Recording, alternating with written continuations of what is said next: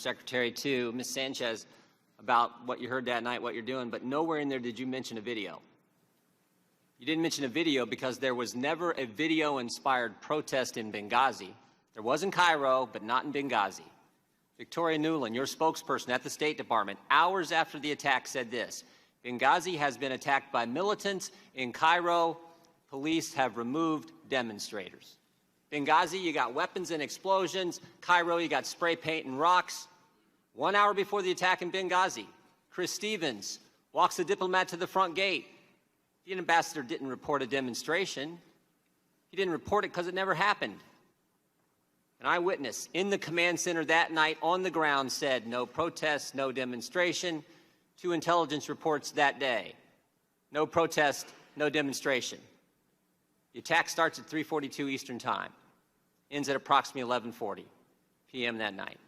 At 4:06, an ops alert goes out across the State Department. It says this: mission under attack, armed men, shots fired, explosions heard. No mention of a video, no mention of a protest, no mention of a demonstration.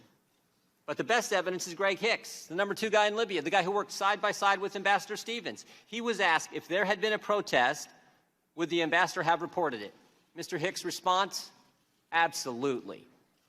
For there to have been a demonstration on Chris Stevens' front door and him not to have reported it is unbelievable, Mr. Hicks said. He said, secondly, if it had been reported, he would have been out the back door within minutes, and there was a back gate. Everything points to a terrorist attack. We just heard from Mr. Pompeo about the long history of terrorist incidents, terrorist violence in the country, and yet 5 days later, Susan Rice goes on 5 TV shows, and she says this: Benghazi was a spontaneous reaction as a consequence of a video. A statement we all know is false. But don't take my word for it. Here's what others have said. Rice was off the reservation on 5 networks. White House worried about the politics. Republicans didn't make those statements. They were made by the people who work for you in the Near Eastern Affairs Bureau, the actual experts on Libya in the State Department. So, if there's no evidence for a video-inspired protest, then where'd the false narrative start? It started with you, Madam Secretary. At 10:08, on the night of the attack, you released this statement: some have sought to justify the vicious behavior as a response to inflammatory material posted on the internet. At 10:08, with no evidence, at 10:08, before the attack is over, at 10:08, when Tyrone Woods and Glenn Doherty are still on the roof of the annex fighting for their lives, the official statement of the State Department blames a video. Why? During the day on September 11th, as you did mention, Congressman, there was a very large protest against our embassy in Cairo. Protesters breached the walls. They tore down the American flag. And it was of grave concern to us because the inflammatory video had been shown on Egyptian television, which has a broader reach than just inside Egypt. And if you look at what I said, I referred to the video that night in a very specific way. I said some have sought to justify the attack because of the video. I used those words deliberately, not to ascribe a motive to every attacker, but as a warning to those across the region that there was no justification for further attacks. And in fact, during the course of that week, we had many attacks that were all about the video. We had people breaching the walls of our embassies in Tunis and Khartoum. We had people, thankfully not Americans, dying at protests, but that's what was going on, Congressman. Secretary Clinton, I appreciate most of those attacks were after the attack on the facility in Benghazi. You mentioned Cairo. It was interesting what else Ms. Nuland said that day. She said, if pressed by the press, if there's a connection between Cairo and Benghazi, she said this: there's no connection between the two. So here's what troubles me. Your experts knew the truth. Your spokesperson knew the truth. Greg Hicks knew the truth. But what troubles me more is I think you knew the truth. I want to show you a few things here. You're looking at an email you sent to your family. Here's what you said. At 11 o'clock that night, approximately 1 hour after you told the American people it was a video, you say to your family, 2 officers were killed today in Benghazi by an al-Qaeda-like group. You tell the American people one thing, you tell your family an entirely different story. Also, on the night of the attack, you had a call with the president of Libya. Here's what you said to him. Ansar al-Sharia is claiming responsibility. It's interesting, Mr. Khattala, one of the guys arrested and charged, actually belonged to that group. And finally, and most significantly, the next day, within 24 hours, you had a conversation with the Egyptian Prime Minister. You told him this: we know the attack in Libya had nothing to do with the film. It was a planned attack, not a protest. Let me read that one more time. We know, not we think, not it might be, we know the attack in Libya had nothing to do with the film. It was a planned attack, not a protest. State Department experts knew the truth. You knew the truth, but that's not what the American people got. And again, the American people want to know why. Why didn't you tell the American people exactly what you told the Egyptian Prime Minister?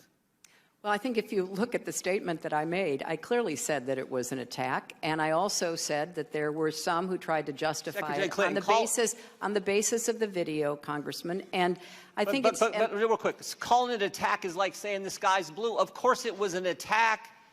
Well, we want to know the truth. The statement you sent out was a statement on Benghazi, and you say vicious behavior as a response to inflammatory material on the internet. If that's not pointing as the motive of being a video, I don't know what is. And that's certainly how the American people saw it. Well, Congressman, there was a lot of conflicting information that we were trying to make sense of. The situation was very fluid. It was fast-moving. There was also a claim of responsibility by Ansar al-Sharia. And when I talked to the Egyptian Prime Minister, I said that this was a claim of responsibility by Ansar al-Sharia, by a group that was affiliated, or at least wanted to be affiliated with al-Qaeda. Sometime after that, the next day, early the next morning after that, on the 12th or 13th, they retracted their claim of responsibility. Madam Secretary? And I think if you look at what all of us were trying to do, and we were in a position, Congressman, of trying to make sense of a lot of incoming information and watch the way the intelligence community tried to make sense of it. Madam Secretary. So all I can say is nobody... There was not conflicting information the day of the attack because your press secretary said, if pressed, there's no connection between Cairo and Benghazi. It was clear. You're the ones who muddied it up, not the information. Well, there's no connection. Here's what I think's going on. Here's what I think's going on. Let me show you one more slide. Again, this is from Victoria Nuland, your press person. She says to Jake Sullivan, Philippe Reines, subject line reads this: Romney's statement on Libya. Email says, this is what Ben was talking about. I assume Ben is the now somewhat famous Ben Rhodes, author of the Talking Points memo. This email is at 10:35, 27 minutes after your 10:08 statement. 27 minutes after you've told everyone it's a video, while Americans are still fighting because the attack's still going on, your top people are talking politics. Seems to me that night you had 3 options, Secretary. You could tell the truth, like you did with your family, like you did with the Libyan president, like you did with the Egyptian prime minister. Tell them it was a terrorist attack. You could say, you know what, we're not quite sure. Don't really know for sure. I don't think the evidence is there. I think it's all in the first one, but you could have done that. But you picked a third option. You picked the video narrative. You picked the one with no evidence, and you did it because Libya was supposed to be, as Mr. Roskin pointed out, this great success story for the Obama White House and the Clinton State Department. And a key campaign theme that year was GM's alive, bin Laden's dead, al-Qaeda's on the run. And now you have a terrorist attack.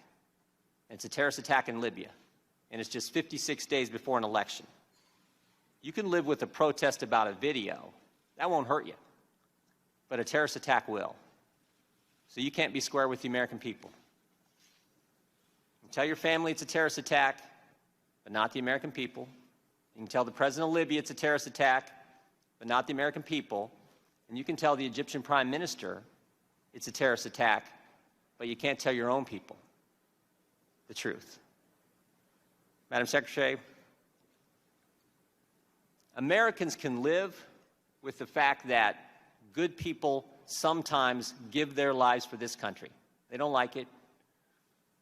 They mourn for those families. They pray for those families. But they can live with it.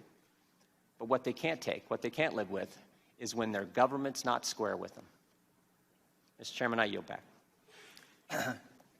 Madam Secretary, you're welcome to answer the question if you would like to. Well, I wrote a whole chapter about this in my book, Hard Choices. I'd be glad to send it to you, Congressman, because I think the insinuations that you are making do a grave disservice to the hard work that people in the State Department, the intelligence community, the Defense Department, the White House did during the course of some very confusing and difficult days.